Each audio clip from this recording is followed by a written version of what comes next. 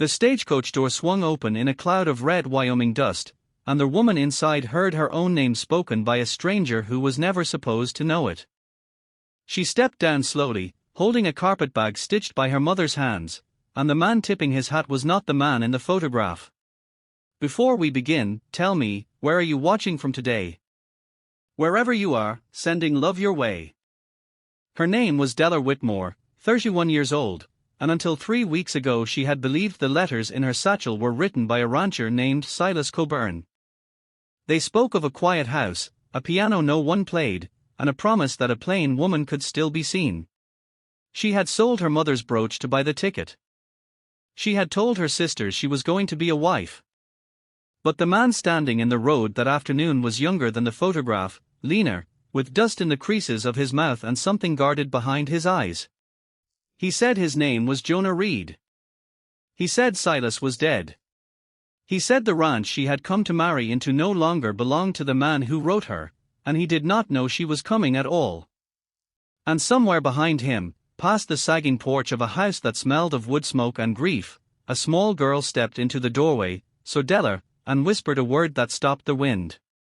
"Mama."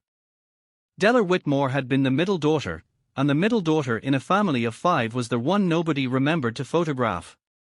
She had grown up in a narrow house in Independence, Missouri, above a tailor's shop that smelled of pressed wool and starch, and by the time she was 25. Her 2 younger sisters had married and her older sister had gone east to teach in a girls' academy. Della stayed. She kept the ledgers for her father's business, balanced them to the penny, and read every book in the small lending library on Walnut Street until the librarian began setting new arrivals aside for her. She had a soft, unremarkable face. Brown hair that she pinned back without fuss. Hands that were quick with numbers and slow with strangers. The women at church called her dear in the careful tone reserved for those they had stopped expecting to marry. Her father called her my accountant. Her mother, before she died, called her my clever girl, and Della had held onto that phrase like a lantern through the long, grey years that followed. The first letter arrived on a Tuesday in April. It came addressed in a sloping, uncertain hand, and it opened with a line she would remember for the rest of her life. "Miss Whitmore, I am told by a mutual acquaintance that you are a woman of steady mind and honest habits. I confess I am neither handsome nor young, but the country here is wide, and I have grown tired of hearing only my own footsteps in the hall." She had read it 3 times before she answered. She had answered because the loneliness in the ink matched the loneliness in her chest. There were 7 letters in all before the proposal came. They spoke of a valley called Piney Fork, a ranch called the Bar C, and a life that seemed both smaller and larger than her own. He wrote of the sound cattle made at dusk. He wrote of a piano his late wife had loved. He asked her, once, what she was afraid of, and she had written back, being seen only for what I am not. His reply came in a single line. "Then come west. I will look properly." She had told her father over supper. He had set down his fork, looked at her for a long moment, and said, "You are a grown woman, Della. Do not go west to be less lonely. Go west to be more of yourself." She sold her mother's cameo brooch for the fair. She packed 1 trunk, 3 dresses, a Bible, her father's old ledger book, a bundle of pressed lavender, and the 7 letters wrapped in ribbon. On the train she sat by the window and watched Missouri turn to Kansas, turn to Nebraska, turn to something wilder still, and she felt, for the first time in years, that the world was moving around her rather than past her. The stagecoach from Cheyenne took 2 days. It rattled through country so open she felt her breath widen to meet it. The driver, a bearded man named Wickham, spoke little except to warn her that Piney Fork was not what it once was. "Winter hit hard last year," he said, chewing a splinter. "Bar C lost half its herd. Silas Coburn took it worse than most." She did not correct him with the news of her arrival. She only nodded, and clutched the satchel of letters closer. When the coach finally pulled into the ranch road, she saw the house before she saw the man. It was smaller than she had imagined, weathered gray, with a porch that leaned slightly westward as if listening for something. Smoke rose thin from the chimney. A dog barked once and then went quiet. The man who came out to meet her was not old. He was perhaps 35, broad through the shoulders, sunburned across the nose, and he stopped walking when he saw her step down. He said carefully, I think there's been a mistake. She held out the letter, the last one, the one with the promise. He took it with a rough hand and read it, and she watched the color leave his face beneath the sunburn. This is my brother's writing, he said quietly. My brother Silas. He passed in February. Della felt the ground shift beneath her boots. Then who, she asked, has been writing to me since March? He did not answer. He was staring at the letter, then at the house, then at the small figure who had appeared in the doorway. A girl, no more than 6, with hair the color of winter wheat and a face that had once known crying too well. The child looked at Della. She looked a long time. And then, in a voice that was too soft and too certain for a stranger, she said one word. Mama. Jonah Reed closed his eyes as if he had been struck. Della's satchel slipped from her fingers into the dust. And somewhere in the folded letters at her feet, the truth she had crossed 1,000 miles to find began, quietly, to unravel. He gave her the small back room that had been his brother's study.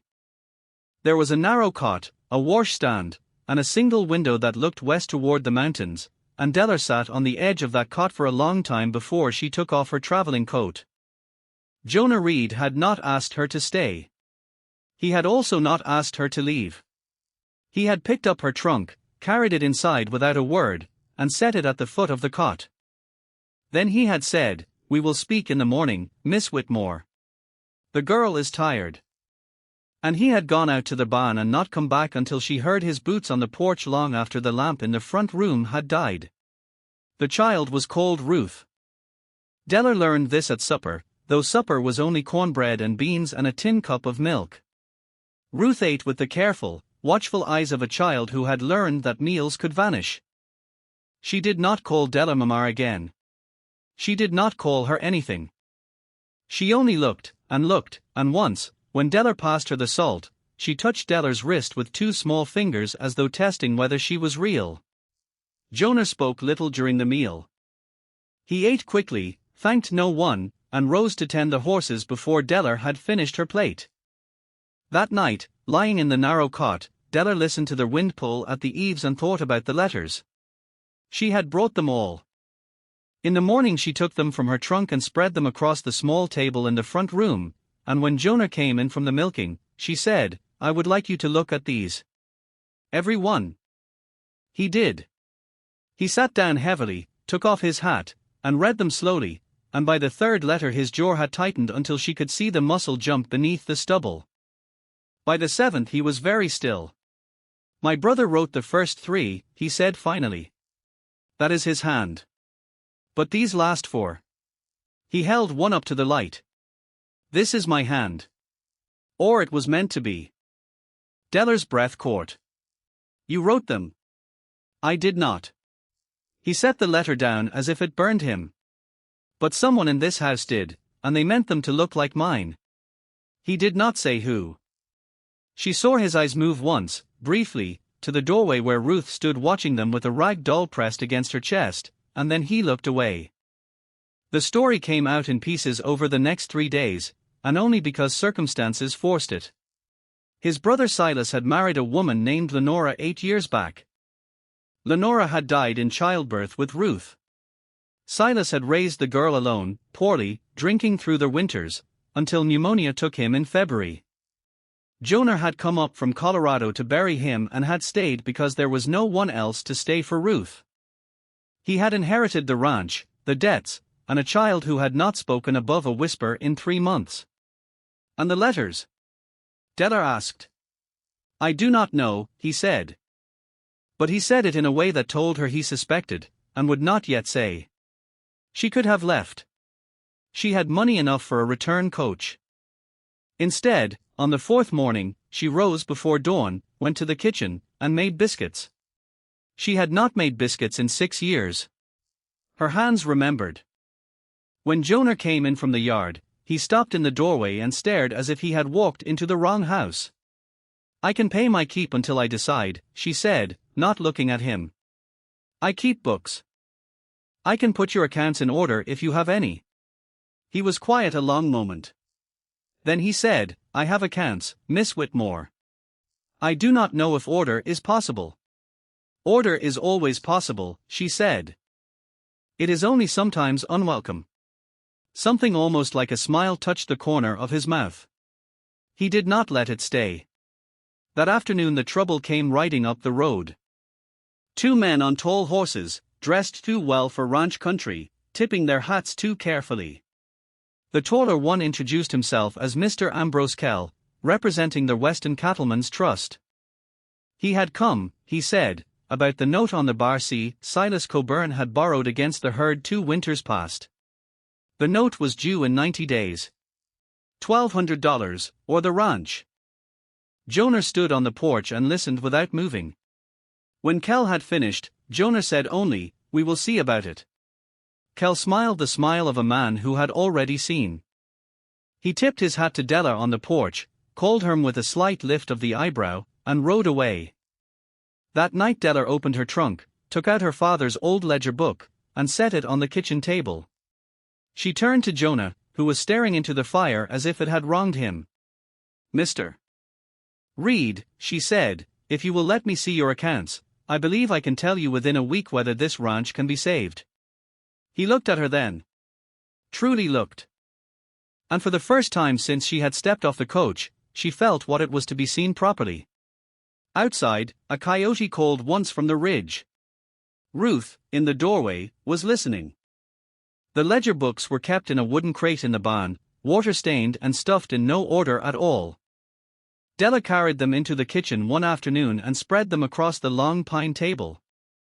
And Jonah watched her from the doorway with the expression of a man watching a doctor examine a wound he had been afraid to look at. How long? He asked. 3 days, she said, if you leave me to it. He left her to it. He went out to mend the west fence, which had been broken since March, and he took Ruth with him because the child had begun to follow him everywhere, silent as a small shadow. Della watched them from the window as they walked, the tall man and the small girl, the girl's hand not yet reaching for his but close enough that it might, someday. She turned to the ledgers. By the end of the first day she understood 2 things. The first was that Silas Coburn had been a kind man and a poor bookkeeper. The second was that the bar had been robbed, not by weather or drought, but by ink. Cattle counts did not match sale receipts. Hay purchases were recorded twice at different prices. A debt to a supply house in Cheyenne appeared in 3 ledgers under 3 different balances. Someone had been sliding a hand through their books for years. She did not tell Jonah yet. She wanted certainty before she gave a man a reason to grieve twice. The days took on a shape she had not expected. She rose before the sun, made coffee in a pot she had scrubbed to silver, fed the chickens, and set the biscuits to rise. Jonah did the heavy work. He mended tack, doctored a lame mare, rode out to check the small herd that remained. Ruth trailed him in the mornings and drifted back to Della in the afternoons, watching the flour dust her hands, watching the pencil move across paper. On the 5th afternoon Ruth spoke her second word in Della's presence. She pointed to a column of numbers and said, that one. Della bent down. What about it, sweetheart?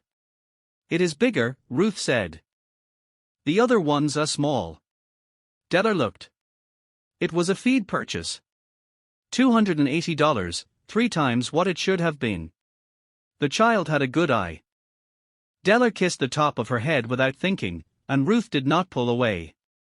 The town was called Piney Fork, and it lay 11 miles east down a wagon road that ran between 2 low ridges. Della rode in with Jonah on a Saturday to buy salt, coffee, and lamp oil. She wore her second-best dress. The women on the boardwalk watched her pass with the flat, evaluating eyes of women who had already decided. The bride, one of them said, not softly. Come all this way, and Silas not even in the ground 6 months. Come to the wrong brother, from the look of it, said another. Della kept her chin level. Jonah's jaw tightened but he did not turn. Inside the mercantile, the storekeeper was polite in the way men are polite when they have been told to be. He weighed the coffee twice and charged her once. When Jonah paid, the man said quietly, "Kel was in yesterday, asking after your herd count." Jonah nodded once. He did not thank him aloud. On the ride back, Deller asked, "Who is Ambrose Kel to this town?" "A man who came 3 years ago," Jonah said, "and now owns 4 ranches that were not his." "How?" "Notes come due," he said. "Cattle go missing. Water rights get disputed. Then a paper is signed at a bad moment." He paused. "My brother signed one at a bad moment." She was quiet for a long time. Then she said, "Mr. Reed, your brother did not lose this ranch to bad luck. He lost pieces of it to bad arithmetic. And I do not think the arithmetic was his." He looked at her sharply. "Show me." She showed him that night. She laid the ledgers open across the table and walked him through it, column by column, and by the time she had finished, the tin cup of coffee in his hand had gone cold. He set it down carefully, as if he might otherwise throw it. "Who?" he asked. "I do not yet know," she said. "But whoever it was had access to this house, and to Silas's trust, for at least 4 years." He was silent. Then he said something she did not expect. "Miss Whitmore, why are you still here?" She thought about it before she answered. She thought about her father's kitchen in Independence, and the church women who called her dear, and the 7 letters folded in ribbon in her trunk. She thought about a small girl who had said mama to a stranger because she had been so hungry for one. "I do not entirely know," she said. "But I do not think I have finished finding out." He nodded once, slowly. Something in the room settled. Later, when she went to bank the fire, she saw a folded paper quart behind the crate the ledgers had lived in. It was creased and yellowed, and when she opened it she saw it was a letter, unsent, unfinished, in Silas Coburn's hand. It began, "Dear Miss Whitmore, I have not been honest with you about the reason I wrote." Her hands went cold. She read the rest by the low fire, and when she had finished, she folded the letter again and slipped it into her apron pocket, and she did not sleep at all that night. The unfinished letter said only part of it, but it said enough. Silas Coburn had written her first, that spring a year past, because a woman named Bess, his housekeeper, who came 3 days a week from a small homestead down the creek, had told him he ought to. Bess had said the child needed a mother, and Silas had said he did not deserve to ask one, and Bess had put a pen in his hand and told him to try.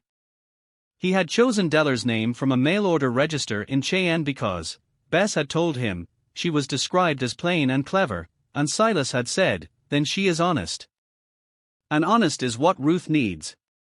The letter Deller held in her hands broke off in the middle of a sentence. "I have not told you that the child is not," and then nothing. The pen had trailed off. He had never finished. He had died before he could. She sat at the kitchen table in the gray hour before dawn and read the fragment 3 more times. "The child is not, what? Not his. Not Lenora's. Not to be told." She rose, put the letter in her apron pocket, and went to make coffee. Jonah came in from the barn at first light. He saw her face and stopped in the doorway. "Miss Whitmore." "I found something," she said. And she gave him the letter. He read it standing.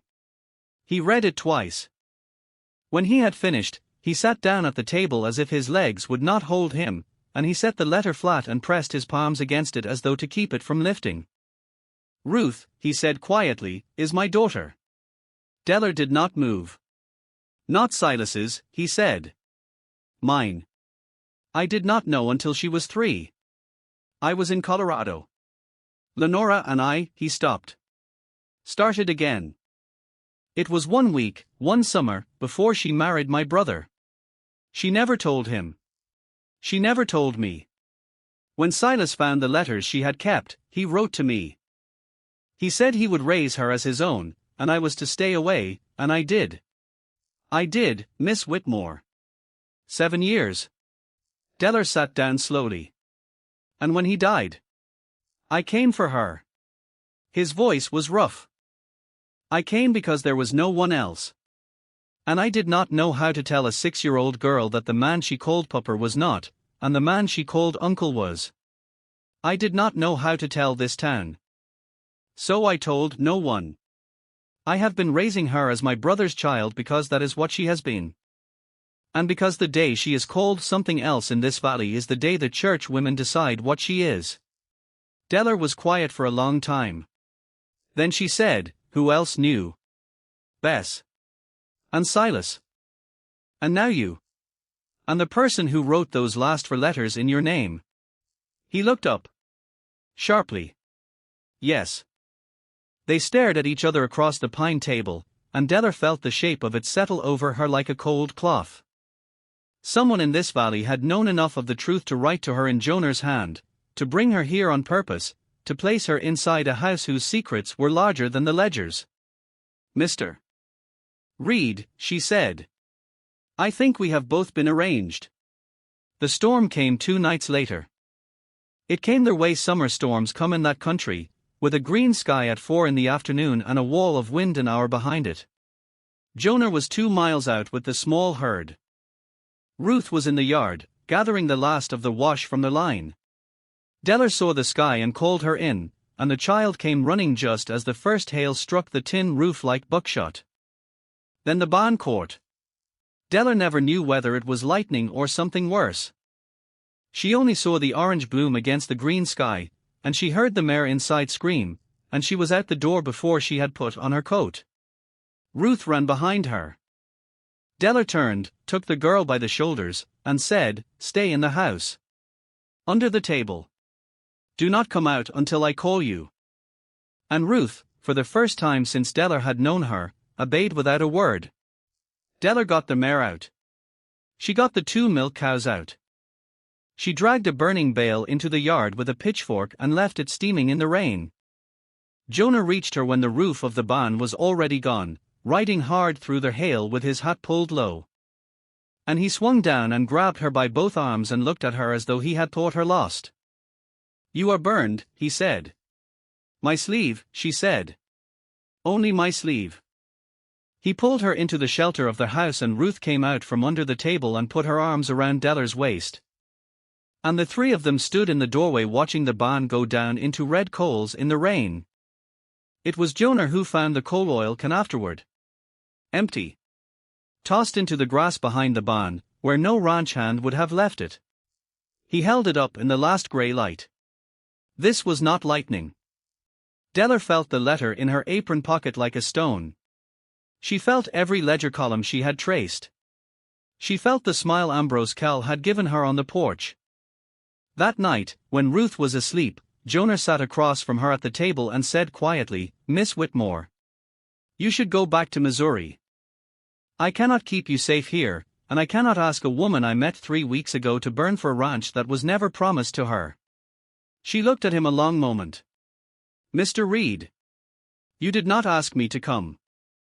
And you are not asking me to stay. That is exactly why I might." But he shook his head. He would not hear it. He rose, put on his coat, and went out to sleep in the tack shed with a rifle across his knees. And Della sat alone at the pine table and understood that he had already decided, in the private way men like him decide, that loving her would be another debt he could not pay. She packed her trunk in the morning. She did it slowly, folding each dress twice, tucking the pressed lavender between the linens the way her mother had taught her. Ruth watched her from the doorway and did not cry. Ruth had learned, in her short life, that crying did not stop people from leaving. Della did not tell her she was leaving. She told her only, "I need to go into town today, sweetheart. I will bring back peppermint." The child nodded and did not believe her. Della saw it in her face, and it undid something in her chest. Jonah drove her in the wagon. Neither of them spoke. The road was muddy from the storm and the wheels caught twice, and each time he climbed down without a word and put his shoulder to them and got them going again. When they reached Piney Fork, he stopped the wagon in front of the coach office and looked straight ahead. "Coach comes at 3, he said. "I know," she said. "Miss Whitmore." His voice was low. I want you to understand. It is not that he stopped. Started again. It is that I have already cost one woman her life, in a manner of speaking. I will not cost another. She looked at him. Mr. Reed. You did not cost Lenora her life. Childbirth did. And whatever you think you owe your brother, you have paid it. You are still paying it. But you cannot pay it with mine. He did not answer. He climbed down, lifted her trunk from the wagon bed, and set it on the boardwalk. Then he tipped his hat, once, and drove away without looking back. She sat on the trunk. The coach was 3 hours off. She thought about her father's kitchen. She thought about her sisters. She thought about the woman she had been at 25, keeping ledgers above the tailor's shop, and the woman she was now, sitting on a trunk in a mud street in Wyoming, with a burn on her forearm and a fragment of a dead man's letter in her pocket. Then she got up. She walked, not to the coach office, but to the small brick building at the north end of the street with the words Piney Fork Land Office painted in flaking gold on the window. She had passed it twice on their trips to town. She had noticed that the man who kept it was thin, careful, and always slightly too glad to see Ambrose Kell. His name was Mr. Petrie. He looked up when she came in and rose slowly, as though her presence were a complication he had feared. Mr. Petrie, she said. I would like to see the record of every note held against the Barcy Ranch, and every transfer of land in this valley in the last 4 years. I am prepared to pay the copying fee. He blinked. Those records are public, she said. I checked at the county seat in Cheyenne on my way through. I have a letter of introduction from the clerk there. She did not. But she said it with the steady voice of a woman who had balanced ledgers for 12 years, and Mr. Petrie, who had the eyes of a man used to being pressed by stronger wills, sat down and opened his drawer. She spent 4 hours in that office. She copied 23 pages into her father's ledger book, in the small, precise hand she had learned above the tailor's shop. And when she was done, she understood the shape of it. Ambrose Kell had not been buying ranches. He had been buying notes. He had bought Silas Coburn's note 2 years back from a bank in Cheyenne for 40 cents on the dollar. He had bought 3 others in the valley the same way. And on every one, the amount owed had grown, quietly, through interest and fees added by a man named Petrie who signed as recording clerk. The notes had been inflated by nearly a third. She also understood something else. The signature on the Barcy note, the signature that read Silas Coburn, was not Silas's hand. She had spent a week reading Silas's hand in the ledgers. It sloped forward, hard on the downstrokes. The signature on the note sloped backward and rested lightly. Silas had not signed his own note. She walked out of the land office at 2:30. The coach was pulling into the far end of the street. She let it pull away without her. She walked instead to the sheriff's office, and she laid the ledger book open on his desk, and she said, Sheriff, I have never lived in this town, and I have no cause to lie in it. But I would like you to look at these numbers with me for 1/2 hour, and then you will decide what kind of town you would like to keep. The sheriff was a grey-mustached man named Halloran who had known Silas Coburn since boyhood. He looked at the numbers. He looked at the signature. He looked at her. He said, Miss Whitmore, you had best not go back to that ranch tonight alone. I did not intend to be alone, she said. I intended to be with you. They rode out at dusk. Halloran, 2 deputies, and Della on a borrowed bay mare that stepped light across the ruts.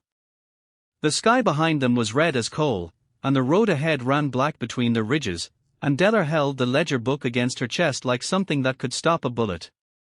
She was not going back to marry Jonah Reed. She was going back because a child had said Mama to her in a doorway, and because a man had told her she should not stay. And because for the first time in her life she was not asking anyone's permission to be seen. The lights of the Barcy came into view over the last rise. 2 horses were tied at the porch that did not belong there. Ambrose Kell had come to collect. Deller slid down from the mare before Halloran had reined in. He caught her sleeve. Miss Whitmore. Stay behind us. I will stay beside you, she said. That is a different thing. They walked up the porch together. The door was ajar. Inside, Ambrose Kell was standing in the front room with his hat still on. And a second man, the tall one who had ridden up with him 3 weeks ago, was standing near the fireplace with a hand resting too easily near his belt. Jonah was on his feet by the pine table, his rifle laid across it barrel outward, and Ruth was behind him, one small hand fisted in the back of his shirt. Kell turned when the door opened. When he saw Halloran, his face did not change. When he saw Della, it did.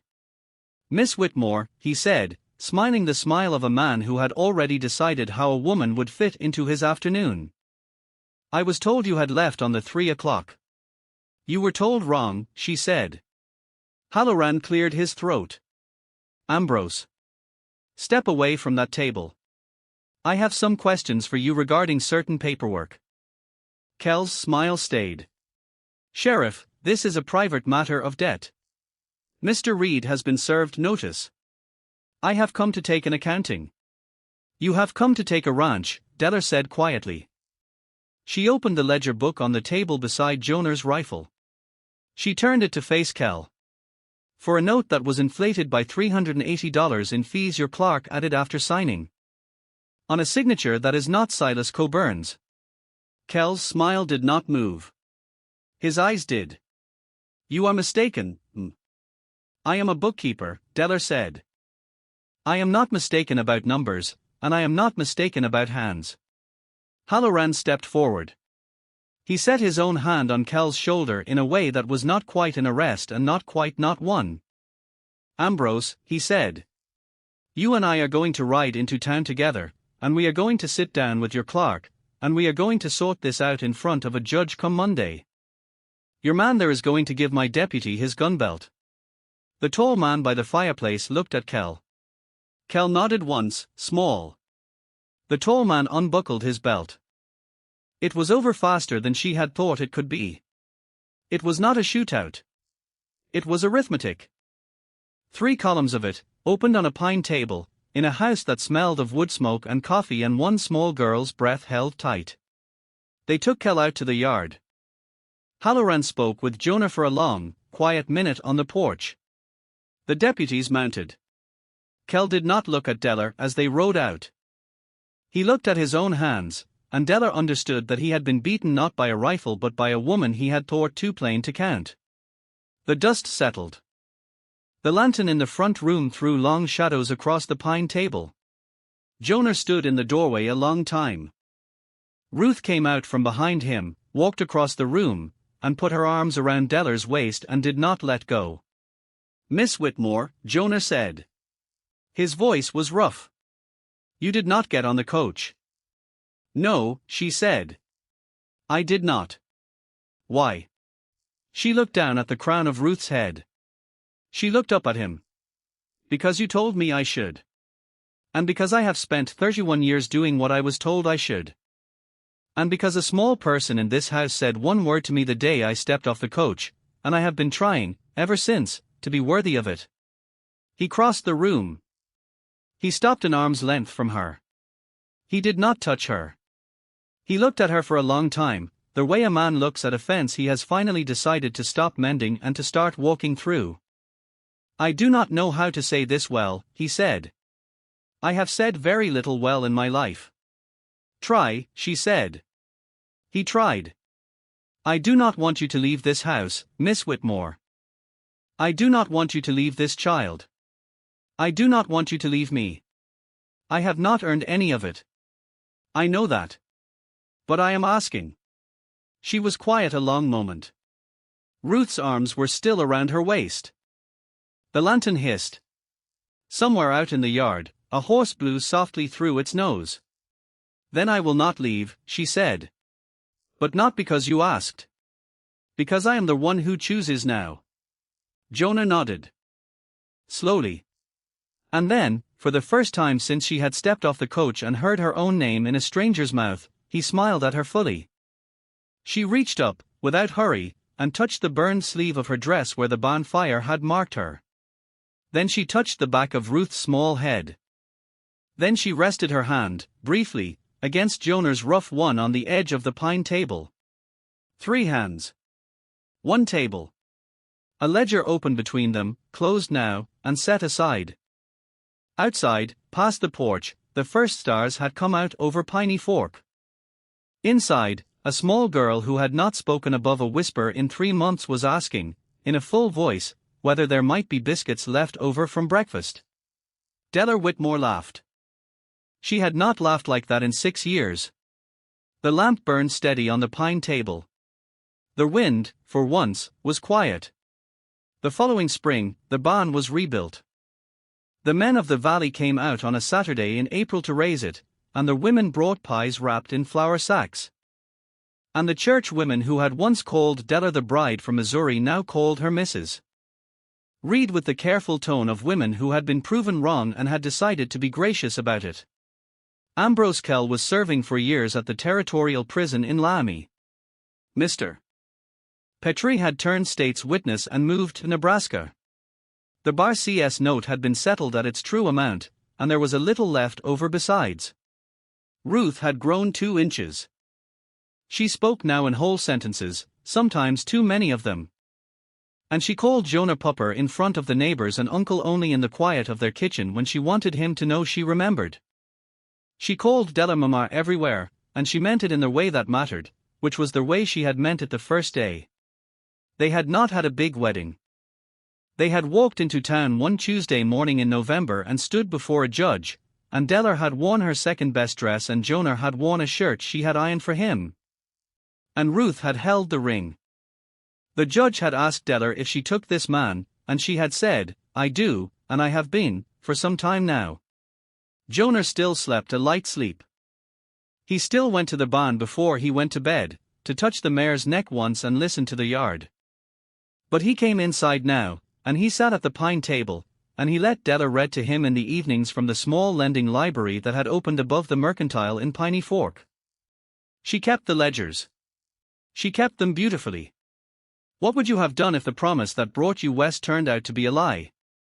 Would you have stepped back onto the coach, or would you have stayed to find the true promise waiting on the other side of it? Some houses are built with hammers, and some are built with courage, and a few, the ones that last, are built with a plain woman's hand on an open ledger. And a small girl saying one word from a doorway, and a man finally, quietly, choosing to be seen.